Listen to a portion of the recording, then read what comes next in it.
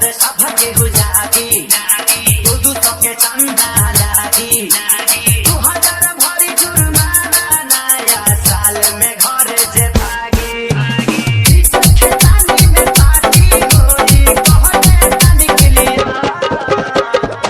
तो खा के मुर्गा पी के बियर बोलल जाई हैप्पी न्यू ईयर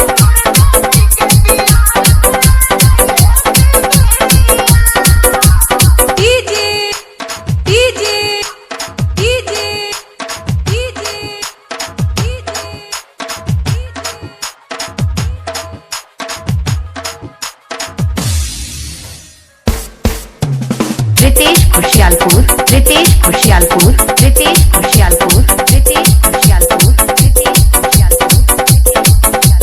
प्यारे लाला लई है मसाला लहसुन प्याज मरीच काला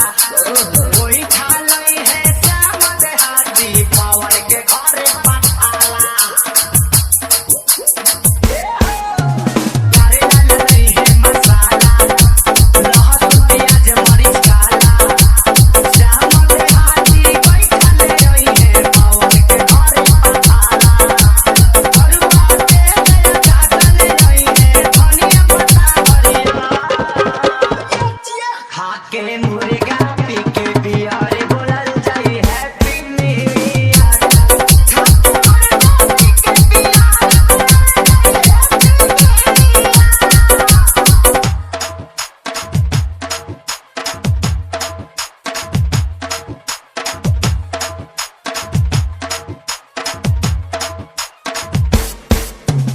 रितेश खुशियालपुर रितेश खुशियालपुर रितेश खुशियालपुर रितेश खुशियालपुर सोनू लई है पतीला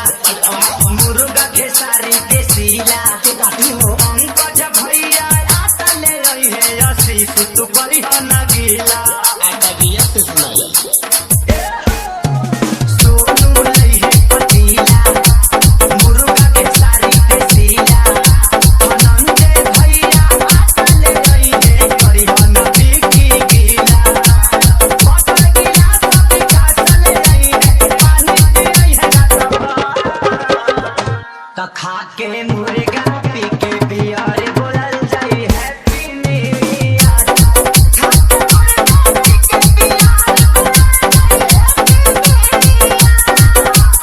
रितेश खुशियालपुर रितेश खुशियालपुर